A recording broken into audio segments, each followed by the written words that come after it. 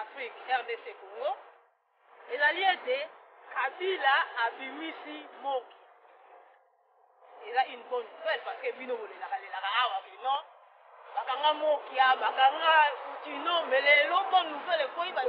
ya ba politique na me batuti oyo ba James Kabarebe bakomi ba chef d'état major bisengima na chef de police ba Kamere directeur à cabinet so bis président ya parlement donc bakengo ko bazalaki depuis kala po kengo beto bosa na kayebe susu kolabo mususu ya tuti rwandais polonais on appelle ça maliki bato on dimango te eza un peu difficile ba doit croire kala il y a 15 ans passé na na ville moko pas rare eza na Zirze eza na Rotterdam eza na ba 50 km ba 50 km à pas de années eza na butu na la vélo na ba 2 heures du matin na ba otambola vélo kana otambola kana beta monaka mo ya fitness nanga na koma libokota cimetière mo boye na kili na 100 mètres de cimetière obi ke na mona mala mo boye kase koko ba bino na bandeko balandi émission na biso mbote na bino mbote mama émission na biso ya lelo pe émission topesaka mikolo nyonso tu epesameli bino balandi na biso na kombo ya masolo ya topesa émission na biso masolo ya sika po ete ntango nyonso tokoyambaka bato oyo bazali koyamba masolo ya sika na kati ya émission na biso pour édifier le peuple congolais. Pour le peuple congolais na bitumba oyo bazali kokunda il faut ayeba tina nini azali kokunda yango na bandeko na yambi mibale bazwi mokano ya kolekaka ntango nyonso na émission yango ya ngai masolo ya sika mpona koédifie peuple congolais mpona kosolola na bandeko na bango mpo bayeba nzela nini bakoki kolanda toyambi bandeko comme d'habitude ndeko Goliath Black Mumbele na ndeko Anderson Koko Aluozi ba grand combattant na kati ya Hollande kotokele na mutuna na biso ya liboso tokoki koloba na bandeko nouvelle ya kitoko ekweleli bino ba combattant na kati ya Afrique RDC Congo ezali ete Kabila abimisi Moki. Il a une bonne nouvelle parce que bino bolelaka awa bino bakanga Mokia bakanga Utino mais lelo bonne nouvelle koyi ba libérer Mokia malgré bolobaki déjà pas ya grand prêtre César Ngadi que non ata Kabila tongeli bino nini bokondima ete wana déjà yeba Mokia ngo on va libérer après avoir libéré ye wana mbala moko na opposition mutuna nanga sikoyo ezali boko réagir nini bokoloba nini message nini bokopesa na papa Mokia. Bon, maman journaliste, merci mingi ndenge opposé mutuna wana. Biso tolobaki yango déjà na RD Congo info et pas ya grand prêtre César Ngadi ke Kanambe atasali na ye makambo malamu tokondima ye te. Ndenge bimisi Mokia tondimi ye pe kaka te parce que ba opposant mingi baza toujours na kati ya prison na ye. Toyebi Diomi Ndongala aza toujours kuna, Coutinho aza toujours kuna. Mokia ndenge abimi ezali bonne nouvelle mais sikoyo ndenge akei kokutana na bato lokola bakamere bamfumutoto eloko wana il faut akeba na yango biso bakombata tosepeli na yango te parce que bato wana bakamere baza kaka bato moko ndenge bamoni ye ndenge abimi bakoya kosasocie na ye mpo bakomisa ye salite lokola bango mpo biso tolingaka bango te soki asangani na bato wana biso tokoboya eloko wana yango tozokoyebisa ye deja ke akeba na bato wana akende kokota na soi-disant opposition oyo eza na Congo te biso ne toza toyebi ke pays na biso eza occupé na baétranger tokobundi tokolibere mboka na biso makambo opposition eza lisusu te Kabila dégage soulèvement populaire yango nde sikoyo devise oyo tokomi nango mikolo oyo ndeko Goliath vraiment nazokamwa mingi papa Mokia vraiment décevoir biso parce que yo utaki komona mpasi na kati ya lubwaku osufri ipolitika namba atiaki yo na ndenge mabe na kati ya prison lelo bimi papa okoki kosangana na banguna ya mboka oyo bazobenga bakamere baopposition oyebi ke yo ozalaki motu ozalaki na mpasi oza maladi okei kutu hôpital te baconsulte kutu yo te mbala moko oke na opposition donc en plus de cela olobi badéclaration mosusu ke non soki bavote yo okozongisa miziki bamusicien bakozonga na poto koyembaka bon papa yo bimi lokola mpona kozongisa bamusicien papa esengeli ozwa nano traitement nano liboso mpo uti na prison ezali mpesa mabe il faut batala nano santé na yo après tokotala makambo mosusu nsima longo baide wana biso te tozali awa papa tozali contre Hippolyte Kanambe okoki kotravaille jamais na opposition toza na ntina kutu ya opposition te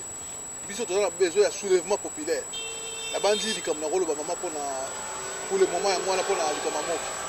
ça veut dire bokangami na décision na bino bozwa ke non 2016 oyo élection ezate c'est-à-dire opposition baopposant tout bana na kati ya Congo les faux opposants mama tozalaki na posa ya barésultat papa Tshisekedi ti lelo tozwi yango te nanu te voilà comment bamema bapesa biso barésultat papa Tshisekedi azwa voilà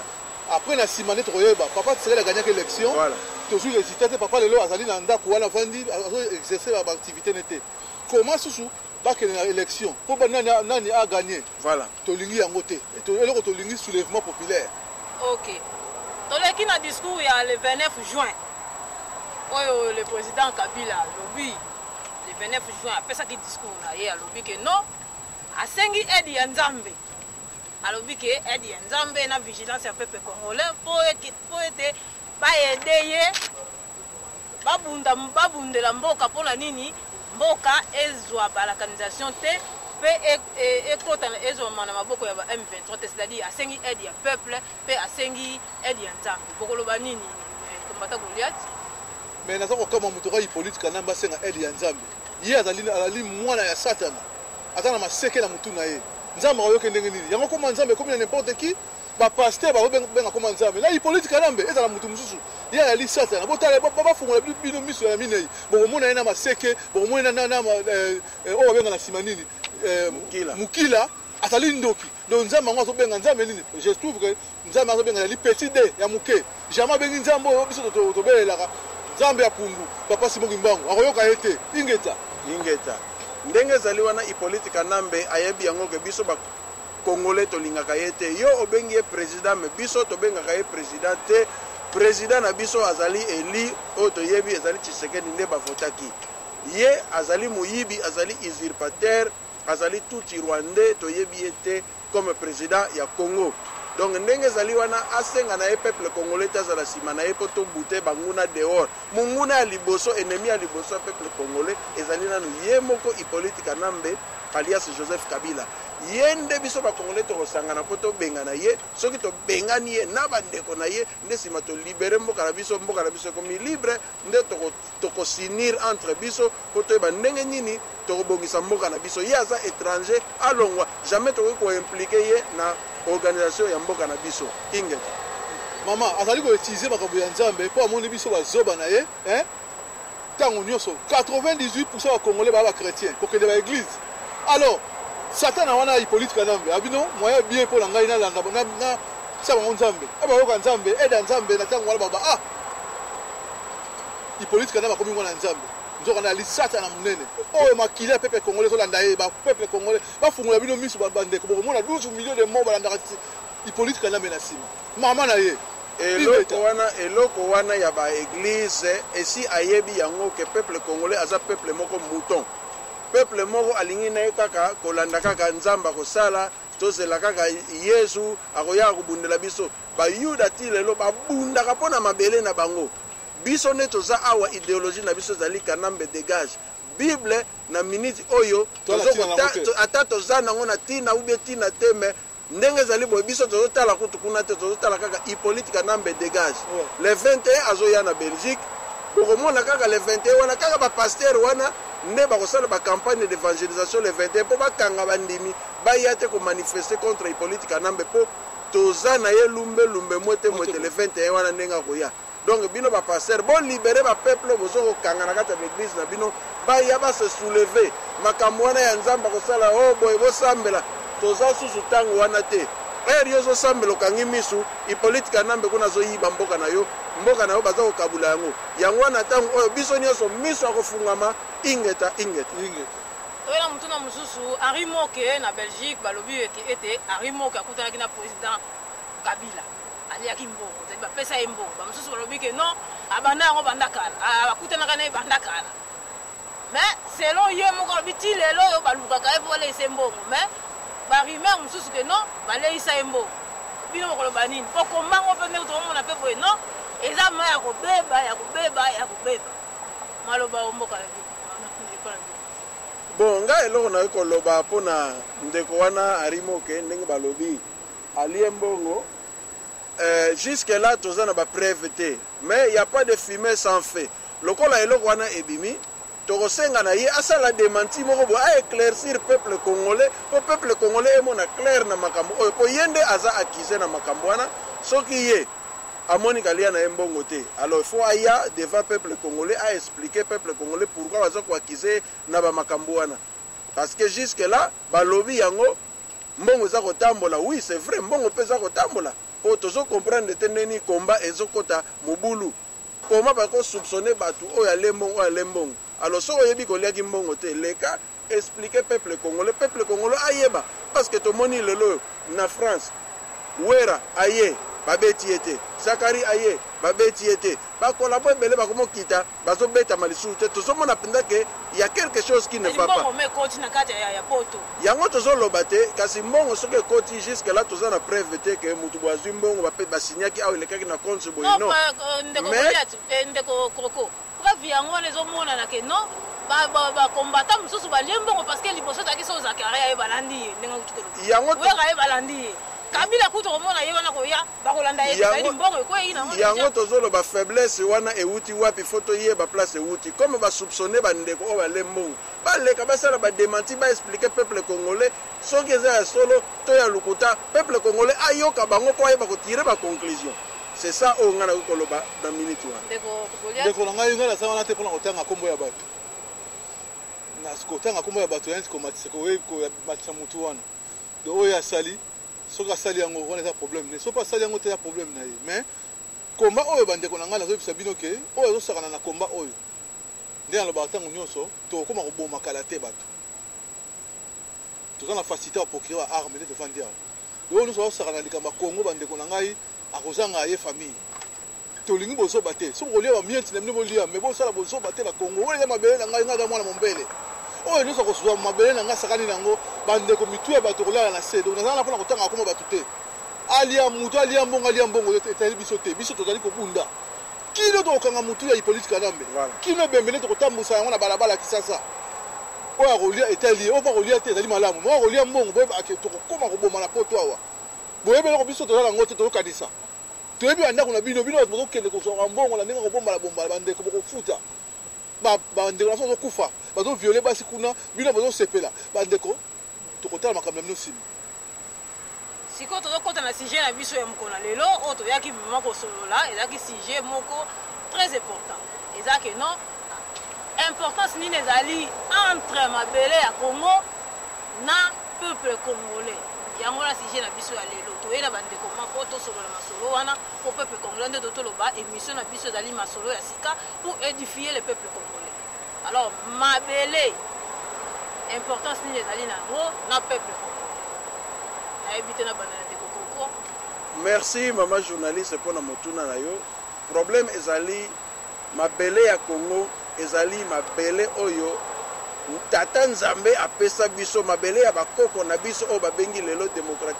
république démocratique du Congo wana nde ezali mabele na biso bakongolais bato oyo baza kovivre na kati ya mabele wana nde babengi bakongolais alors différence ezali entre congolais na Congo congolais mutu nyonso akokoma na ye lelo congolais nde tomonaka na poto ya mutu aye pa se naturaliser akomi hollandais belge ou bien ndenge nini na Congo mpe balwa soki ezali parce que jusque là toza na état te mais soki pays ekomi mpenza un état balwa ekosalema nango mutu aye avandi par exemple 50 ans na Congo ata aza belge alinga koma congolais balwa ekozala pa koma na ye congolais mais elakisi te ke mabele ya Congo ekomi ya ye te eza bongo te mabele oyo ya Congo ndenge tozalaka wana chaque tribu chaque clan aza na propriété na ye ya mabele na ye oyo bakoko baancetre batikela ye yango wana nde bisika ye auta oyo tobengaka village d'origine po lelo tozomona bakongole mingi baza komibenga bakongole neti Hippolyte Kanambe toyebi mboka na ye te village d'origine na ye toyebi te aza kaka lokola Melchisedek moko abimi dans le vide toyebi te tribu na ye eza wapi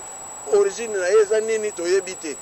yango wana tozoloba ke mabele ya Congo eza très important eza mabele oyo bakoko batikela biso esengeli na congolais nyonso ayeba importance ya mabele na ye ya Congo parce que bamindele oyo bozomona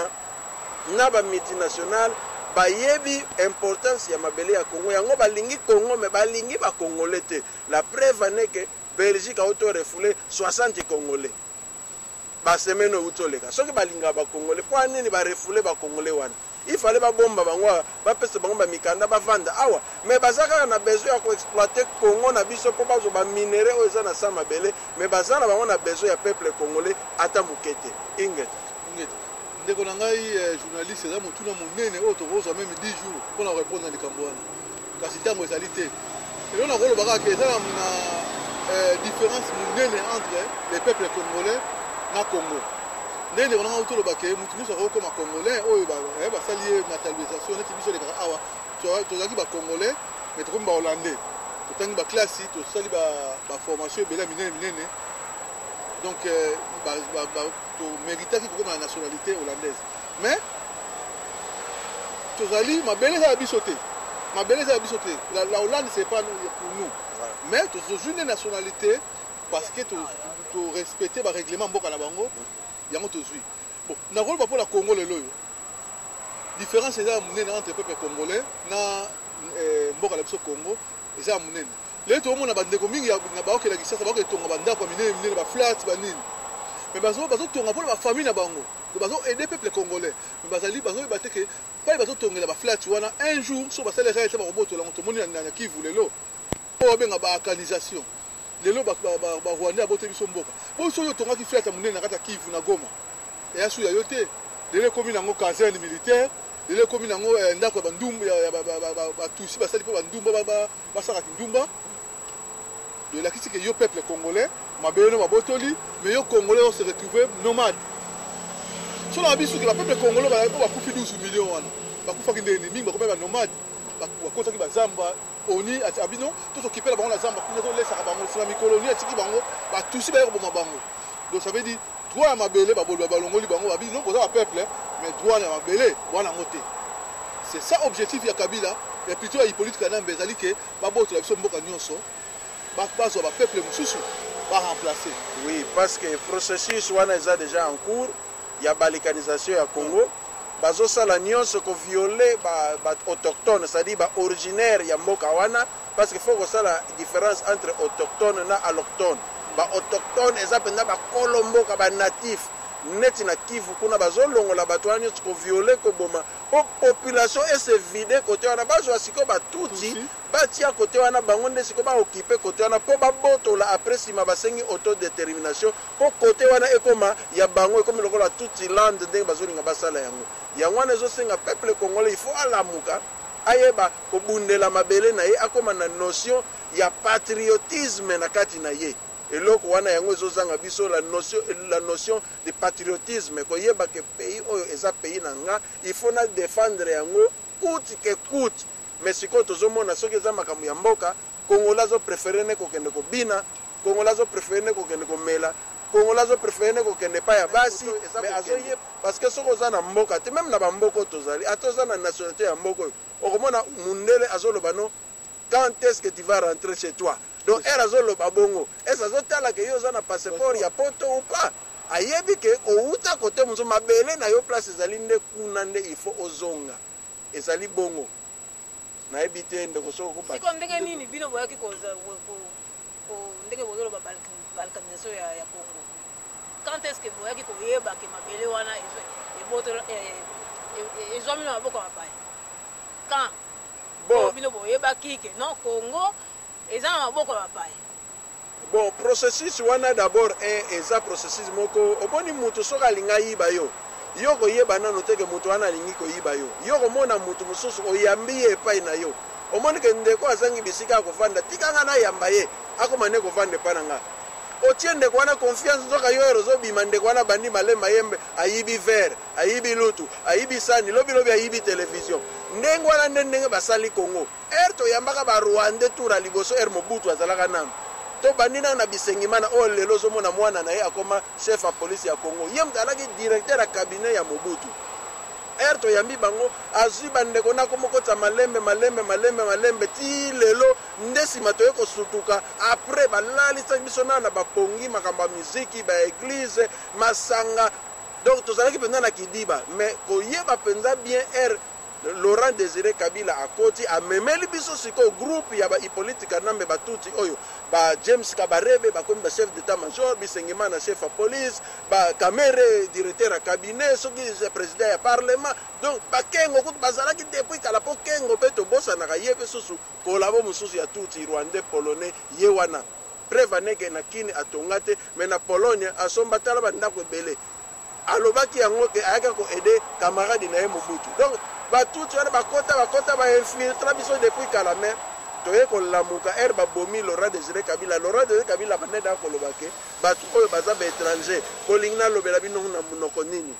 siko babomi to moni kanambe akomi wana ndesima batu lokola ba papa Honoré Ngwanda batu mususu bayepe bakompe ko réveiller mémoire ya peuple congolais que no bokeba parce que batu oyo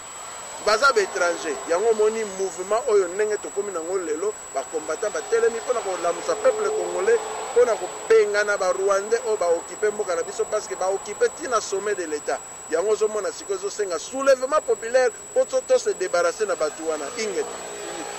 moni ndeko na ngai so na zongi na question wana oyo lobaki ya différence entre Congo na peuple congolais na ko pele tindakisa to kufa na poto bazwe bembeno batumbi oui bakundio ana cimetière moko est-ce que bakolo mabele oyo ya Hollande ou so bakundio na Europe na France partout est-ce que bakolo mabele ba osepela que bembeno et pas na bango c'est pas ton pays tu vois donc so bakundio ko kufifo e bembeno ezonga na mboka na yo pas ba bota ba ba lona mutolo na yo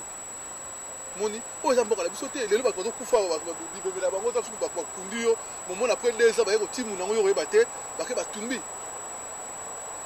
donc soko kufi na poto afo bembene zonga na boka mambo babela bokoko na yo na pesi ndakisa ngai personnellement c'est exemple mon appelle ça maliki bato on dimango te les gens un peu difficile pour bato croire kala il y a 15 ans passé dans la ville moko quelque part les gens na Zirigze les gens na Rotterdam ils ont là 50 km hein ba 50 km à pas tozali les gens na butu na vélo na ba 2h du matin na bana kotambola vélo kana kotambola kana beta mona sa mo wa fitness nanga na koma libokota cimetière mo boye na kineti na 100 mètres cimetière obi ke na mona mbala mo boye 4 koko babina na cimetière et peut-être cimetière qui a okangama na mona libokota cimetière bo bis ka ba transport public to sera oyo bis était mis dans cimetière ba 4 koko ba koti na kati ya bis wana koko asuka lokaki makasa ya kota te chauffeur akiti aya aider koko wala subi ba saki na ba matisi na mona bisi wala nga tellement hôtel na mona bisi est démarré na mona bisi comme une souka bisi se disparaître oh elle s'approcher sur la 100 mètres on a dans salaki na comme liboso cimetière boye porte cimetière ba kanga vraiment ko mais na ki étonné ngabi voilà bato yo se dit baba kolo mabele mboka na bango balakisi ke no eza ya bango mboka do bato kufa kate so munda kufi na mboka na ya za toujours biso pe c'est l'histoire na la te mais bato bimaka bato bakufa bimaka la Congo kala na ba 58 wana avant indépendance to yebi bato bimaka bakoko na biso likambuku to beji kuto bangisi na ngai moko pe bakoko na biso o bakoko na biso bakufaka o ay ba mindele ba yakana bo umu ba na esclavage ba mindele balongo l'esclavage et comme colonie balongo colonie le babenga mo indépendance bakombo to na bango moko mpo pesa biso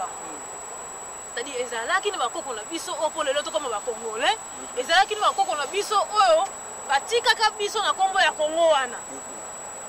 batikaka biso na kombo ya Congo siko lelo Congo ezomi na maboko bapaya ndenge mino bozoloba wana ezaka ezotala kaka bino boloba ke Congo ezomi na maboko bapaya c'est-à-dire comment peuple congolais azokoka kotelema te po atikela mboka wana bakoko na ye pe bakoya na nsima babenga bango bacongolais ndeko na ngai journaliste bakoko na biso kala babatelaka mabele 1960 mabele na biso etekamaka jamais tozalaka mobimba à partir ya 69 ntango baévangéliste bakomoya na mboka na biso oyo babengaka Osborne autaka États-Unis aye kotia makambo na nzambe ti lelo bakoko na biso wana bakoma enfermé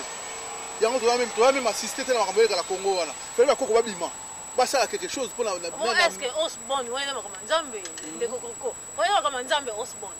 est-ce que eza te ke bakoko yango balaki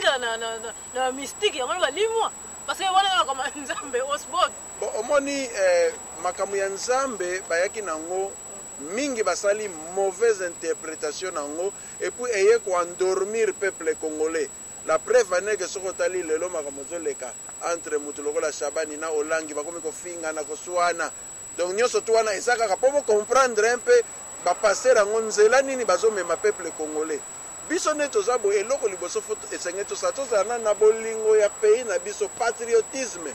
Ata kutulika ndeko nanga Black Mombela lobby awa. Est-ce que si on va minere abalati ba maputa alors que na Congo na bazo wele la wax hollandais basala ka wax hollandais awa mais tambola na nzela est-ce que mona ba minere balati wax hollandais basate donc makambo nyonso oya biso ya ba africain ezaka ka mabe oya bangonde eza bien soko leli nyoko na yo ezaka ka mbala soko lingo lia linyoko ya lia ka manyoko mutazo préférer alia pomme de terre est-ce que Congo wana ndenge nzala eza wana soki tolobi biso mo à partir ya agriculture toliaka bapondo na biso banguba na biso ese tokozala penza na posa biloko utaka kaka poto eyaka kuna rien tozo exemple ya jus d'orange oke na Kinshasa mutu azoloba opesa jus d'orange oyo batie na kati ya pake alors kazoposanaka jus d'orange wana eza oka malalo kosomba no na wenzaga mbela okamuni otiele na verre mela c'est fraîche akolinga te akoprefere kaka eloko nini oyo euti epa mundele oyo euti epa bapaya yango wana ozomona mentalité na biso d'abord ba travailler biso na kati ya mémoire na biso ke oyo ya biso eza mabe oyo ya bien nde il faut utaka ke pa bapaya lelo so na bina mela nsamba na ngato lungwila bakolosekanga mais soki mutameli eneken to bien school bien nini nde babeteli maboko ozo comprendre biloko wana yango nde ozomona donc toza acculturé donc balongoli biso na ba culture oyo ya biso to copier ba culture oya bango na lobi yoso tamuna awa omoni mundele komone mayemba mundele komone mobutu mundele komone kabila bazwa bakomona biso te alors tani to tambola ana potos soko subi même na nzela ba peso amandi te et ya kaso 250 euros so bakagyo la kosuba pourquoi mundele nga tuna policier mususu pourquoi bokanga batu ndenge wana oh non to respecter mabele ya biso place de suba awa baba wa bazali awa bawana biso faut baza respecter donc il y a plus de 250 euros sur bakagi au subi maintenant biso mboka na Kinshasa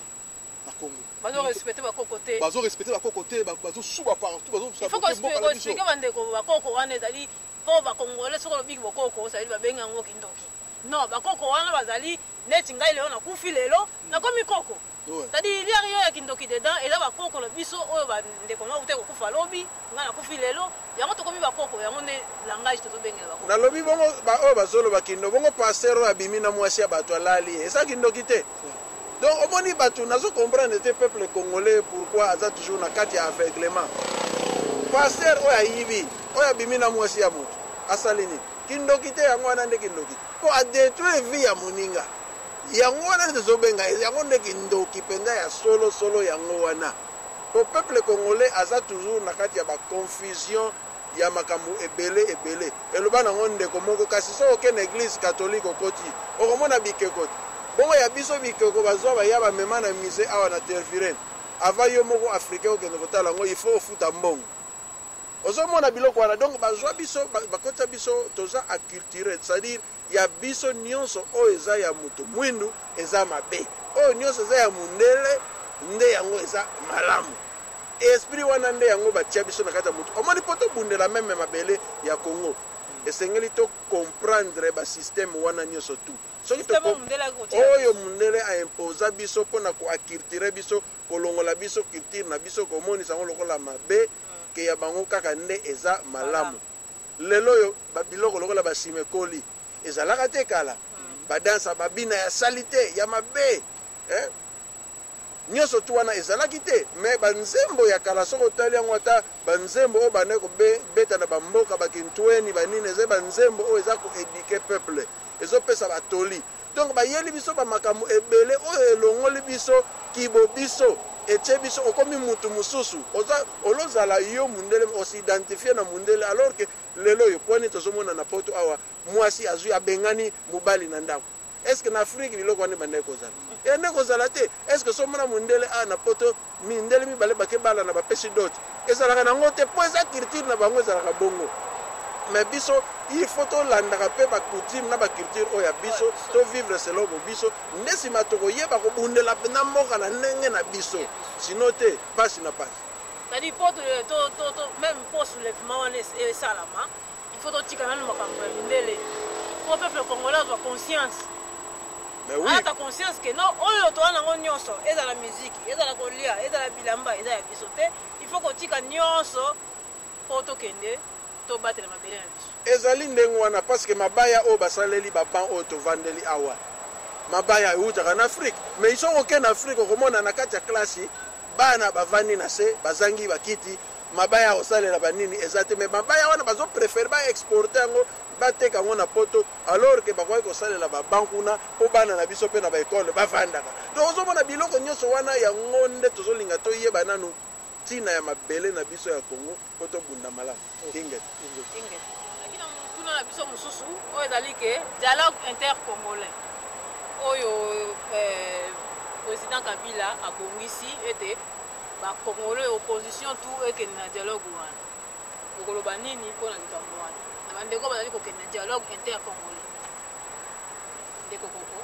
Mama journaliste kombo wana ya président epesaka nga kanda na motema misusa soki nazoyoka Hippolyte Kanamba azobenga ma président po ye soki alingi azala président akende na Rwanda likambo ya dialogue intercongolais wana tolobaki yango tokosolola jamais na bapaya jamais biso tokokende tosolola na moyibi naloba yango déjà une fois awa na micro ya émission na yo ya masolo ya sika na nous les combattants.com na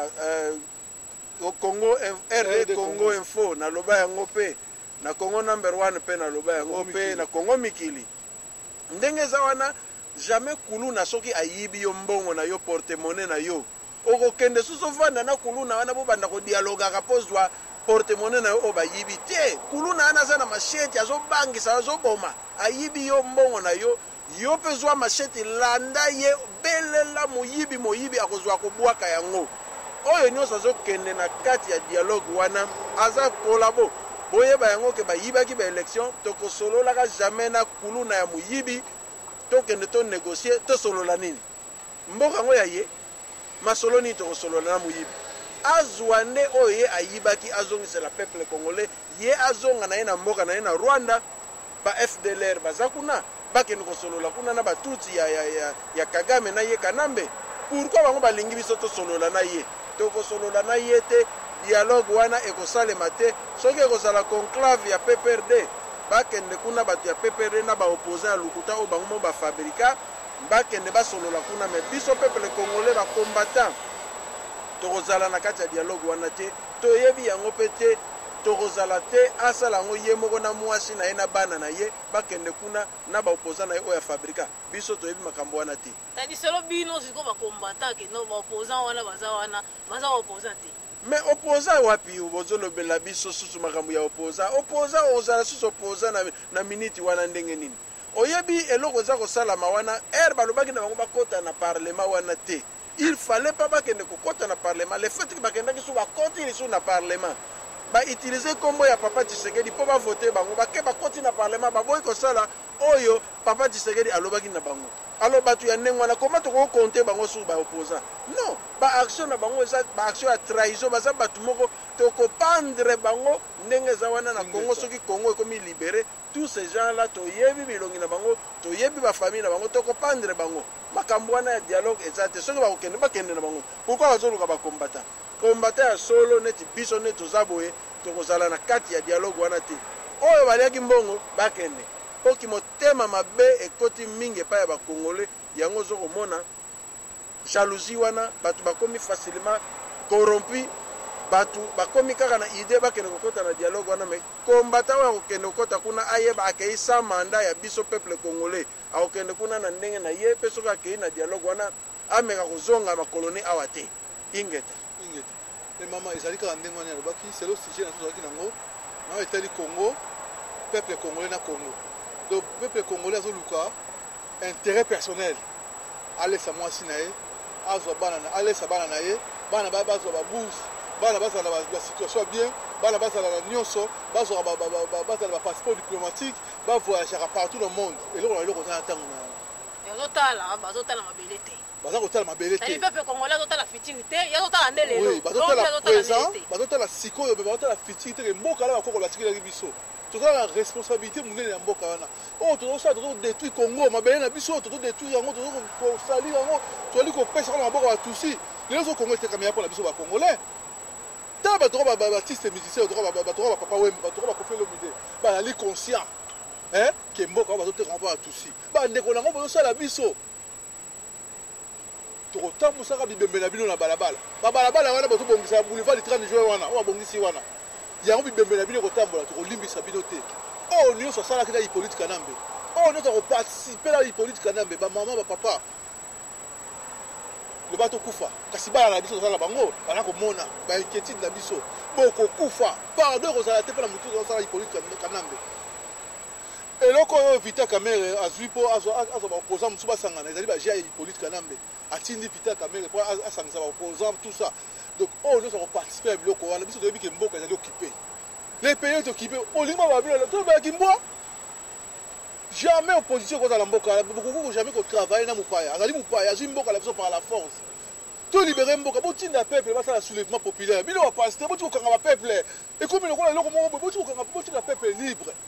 so tolibere mboka na biso bato tutu balosala moto azwa position na ye na mboka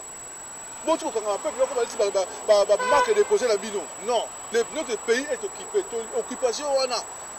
ezala maboko ya Hippolyte Kanambe bokena mutu wana lindoki ne abaka zana na singa luke to zana maseke bofungola miso mine ibo komona ye un grand sorcier bavandi sepso na Congo esengeli soda oya makasi abete masasi na yongi akufa bolima babilo ndeli bandeko to s'inquiéter mi pour la situation wana beaucoup travailler jamais na mupaya il est un imposteur il n'est pas de notre alors nzoto na bi elongi na biso te alors makila na biso te esengela zonga na Rwanda pa uti so pe Uganda so pe Burundi. C'est-à-dire Congo la biso eza na maboko bapaya selon vous wana zoloba eza makambo mamoyebi yango oui eza na maboko bapaya Congo eza na maboko bapaya wana eyebani bapaya bainfiltra bakota eloko wana elobama mingi solution eza kaka soulèvement populaire ndenge tolobaki peuple a se soulever atelema abute dehors Hippolyte Kanambe na batuti nyonso oyo baza na kati ya mboka na biso wana nde peuple na biso soki atelemi peye komi libéré nde tokotala ndenge nini tokosala mpona futur ya peuple congolais futur ya Congo na biso c'est-à-dire mutuna ngala tunaki ezaki dialogue inter-congolais na dialogue inter-congolais au Kabila amemi na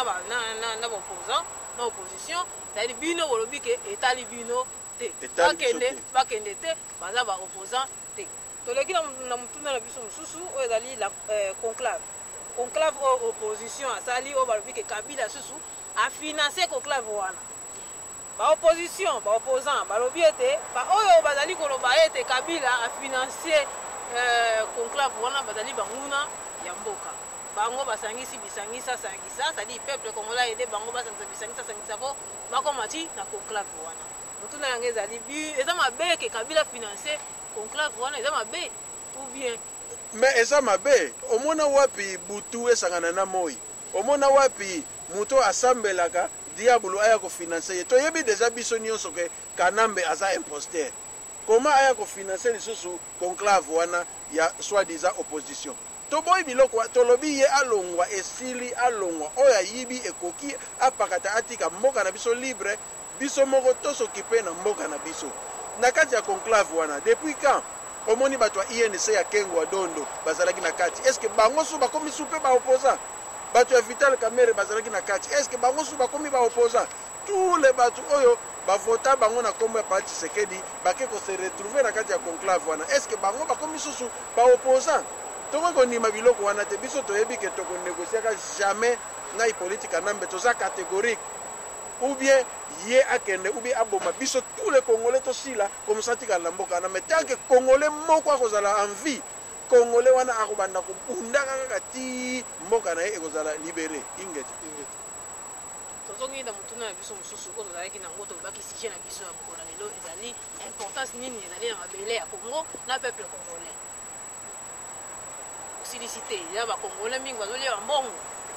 bazoteka mboka na bango babike non nga azotala ndenge mpomota koleta kuti kolobaki non bazotala nde bakomu na bango ya bana na bango vi na bango oyo ezake ya lelo mais lobi bazotala te lobi yango eza nini mabele na bango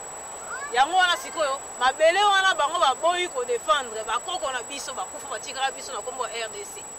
ya Congo lelo biso tokokufa tokotika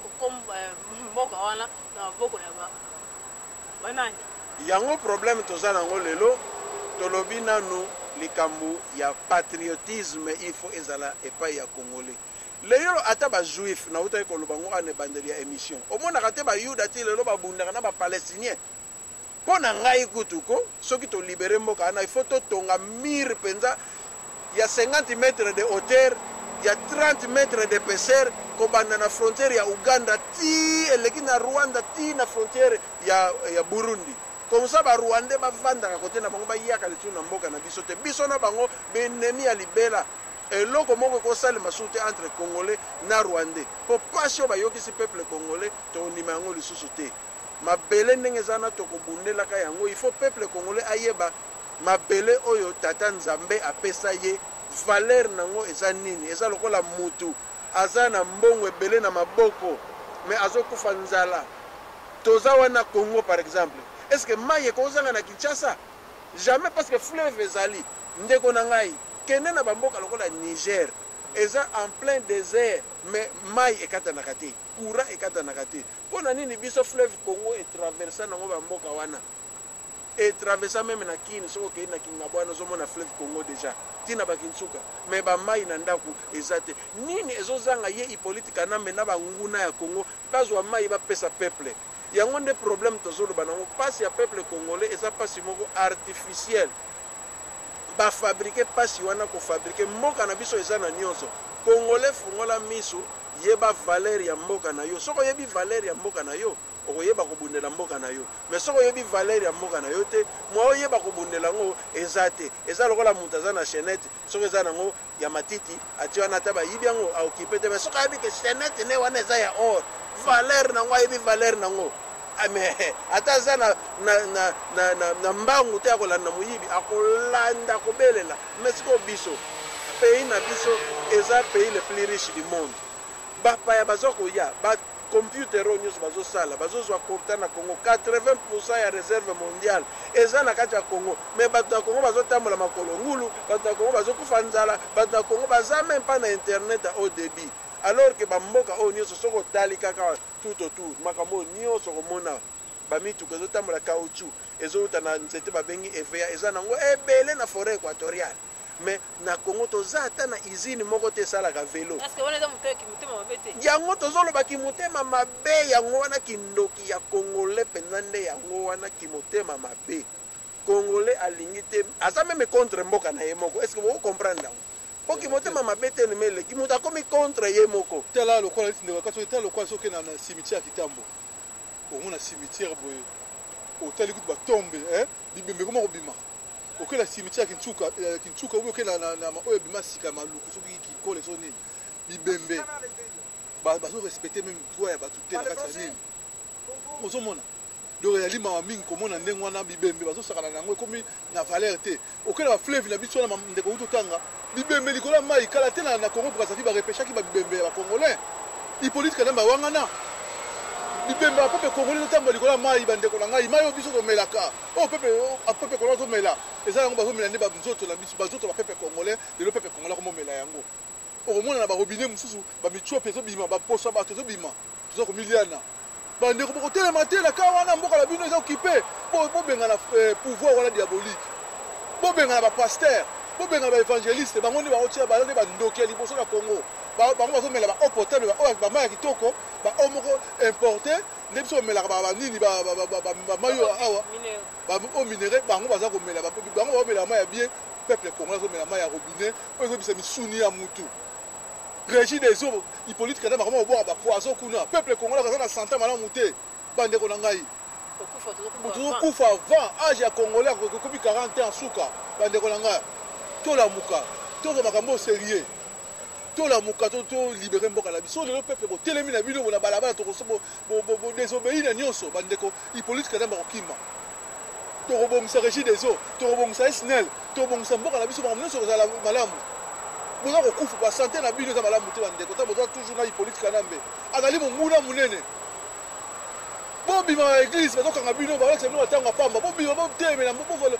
droit ya mboka na bino c'est votre pays ça fait plus de 15 ans Hippolyte Kanambe aza na pouvoir tala batusi bakoti ndeko na ngai baboti bana bakomi mikolo mais soki tozotikala bango totiki soki politique kana mais 30 ans 40 ans tokoma minorité bango bakoma majorité. Vous voulez ça bandeko? Bolingi to babino langi nini bobima libanda ekomi lika soulèvement populaire toya besoin d'élection na mboka na te. Élection déjà ya papa Tshisekedi batikaki ya papa so bembe batikaki bolingi nini Mendeko Goliath na kati yote mais soulèvement soulèvement populaire. C'est-à-dire peuple faut tellement faut la conscience. Ça la conscience c'est difficile pour monter tellement. C'est-à-dire comment vous allez faire pour que vous conscientisez le peuple voilà pour yango moni toza déjà kobanda sensibilisation pe mobilisation masolo ya sika oyo toye nango po peuple congolais afungola miso bamboka lokola Kiba.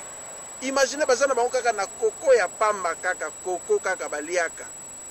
mais tala Kiba bato bakufaka nzala te bato baliaka bato bavivaka biso toza na diamant toza na or toza na coltan toza na baminere nyonso tout mais peuple azo souffrir mais malgré souffrance wana bazo ko faire croire ye kaka ke nzambe akosala. C'est ça le problème au toza nango peuple a mis en charge atika kokanisa ke solution ekouta na lola ekite lié il faut atelema abunda ndenge toza kosensibiliser population na minute oyo peuple ayoka masolo ya sika a se soulever omona wapi na nandaki ndeko na ngamoko ya Afrique du Sud alobaki soda bafutaka ye te soda akengelaka mokonzi wana futi ye te pendant 10 mois mais soda azoloba na tiki nyonso na maboko ya nzambe maza na arme ese akoki kobeta mokonzi wana masasi te. C'est ça le problème yango moni babozo batokomi nango tolongola bobangi soki tozaka na bobangi tokoevolue te peuple congolais tolongola bobangi tosigné batuti wana bango baza 10 millions biso toza 80 millions so tolobi 8 congolais bazwa kaka tuti moko rwandais moko si 8 congolais rwandais moko 8 congolais rwandais moko mais tokobeta bango bakokima ata tolobi lelo minduki eza te mais tobanda nano na Hippolyte Kanambe oyo aza kokipe mboka na biso atambolaka wana boyebi eki ngakati ezala boyebi peuple tant que bose soulever te tomonaki awa na Egypte bato base soulevaki mbala moko batiaki Morsi mais ere bamoni Morsi esimbi te basalaki base soulever na bango batie motu mosusu mapinga tokowa mpo na ekolo bokowa mpo na ekolo yango sikoyo eza kaka slogan kaka boyebi il faut passer aux actes. Kanambe akoya awa le 21 awa jour ya intronisation ya roi ya baberes yango na sengi na bandeko nyonso tout banimero na biso koleka wana tobengana tosolola masolo ya kati Facebook obeti kaka Kroko Aluozi okomona nga Skype obeti Anderson Kroko Aluozi okomona nga tosolola bandeko basalaka na aéroport ya Paris Allemagne ya Angleterre to former opération araignée biso nyonso boyebi araignée ndenge asalaka soki asali toile d'araignée na ye nzinzi aya kwei quelque part ataza musika akokarekipere nzinzi wana tosolola masolo mosusu tokoloba na kamera te na Amsterdam nga moko nazali na bandeko mosusu toyebi neni tokosala masolo wana soki Hippolyte Kanambe aye nayebi akokita na aéroport militaire parce que bamindele mpe bayebisaki biso déjà que c'est le président le plus détesté de la planète. Era akoya na aéroport militaire akokita na aéroport civil te na Zaventem mais akoya ye moko te batu na ye wana banzinzi wana nazoloba bango nde faut récupérer bango jour wana tosengi bamama batata aya te message na biso eleka basentir ke tolingi ye te soki akozala na kati église place bakointroniser roi tokokota kuna era défilé militaire tokozala wana bobanga te c'est le moment pour Hippolyte Kanambe ça fait 6 ans ayaka poto te cette fois-ci aza koya toyebi biso te soka oya sumbula nini donc to profiter na occasion oyo to faire passer ba message to solo la masolo akati ezali na kati opération araignée to kolobango awa te to benga na tana ba Skype ata ba Facebook to solo la inbox to yebi nini to komemela masolo wana ingeta ndeko Goliath o rappeler nga likambo oyo likambo utolo baki uzotambola na tongo boye omoni mutu omoni bakoko ya mindele babimi na cimetière babimi comme babimi wana bamati mpe na bisi na bango biso ezalaki ya moi me komaki ya mutu batamboli bakomi place moko boye balimo yango biso bino tobe yango wana sikoyo peuple congolais mabele wana oyo ya biso Congo bakunda bakoko na biso bapaya bazoya c'est-à-dire papa ya wana bakondima te ke bako peut-être ba cimetière on a ba mindele bazwaka biso na boum ba cimetière bakoko na biso place kenda to yebite place bacha bakoko na biso bakunda bakoko babundela ka Congo to yebite et pourtant oya bango aba cimetière na bango tala soin cimetière mondele okoza okoti na kati komi kolia mais oya biso sabotage c'est-à-dire toujours saboter mboka toujours saboter bakoko c'est-à-dire toujours saboter nyonso ndenge ndeko koko utolo bakimuta mama be et pas peuple congolais bokolo banini bo réagir bo ndeko na ngai nde na lobi ke conscientiser peuple nde na lobi ke so moni tozo même tozo système même pas bakoko na biso te bakufa baye omona que peuple congolais a trahir bango ezali haute trahison po lelo basala politique na baautorité na mboka na biso c'est nous-mêmes les peuples congolais ndeka utolo bango mingi awa kimotema mabe tolingani te mutu alingi kaka ye famille mutu alingi ya ye mwasi mutu alingi kaka kozwa basi ya bato mutu alingi adétruire famille ya bato toza basituation moko boye tokozwa jamais help ya bakoko baza komona nyonso ozoleka bapaster baetufo bakoko na biso lelo eyaki soki ozwi problème oke kobelela bakoko na yo bakoko bakosalisa yo lelo bakoko bazoya lisusu te pourquoi parce que bapaster batia makambo ya yezu liboso lelo situation eleka na congo pourquoi yezu ayi kosauve bapeuple congolais te okamo ndeko na oyo ozalaki na ye neti nga naza boye nazalaka na bino ti lelo nakufi ale bokomi kobanga bobanga ngai na likambo nini nazalaki na bino nasolaki nini na bomoi bokomisi ngai ndoki na ewa bobangi wana omoni bobangi wana oyo bakotisa peuple congolais yango mpe ezosalaka mpo motu atelema abundela mboka na ye eza pasi na 59 le 4 janvier me bakoko na biso batelemaki bapapa na biso batelemaki babundelaki mboka mpo na nini lelo peuple congolais azokoka kolanda exemple wana te mpo bakotisi ye bobangi kekeba soko omase okokufa mais omase te okokufa no kaka un jour d'une manière ou d'une autre alors le respect des anciens ndenge tozoloba yango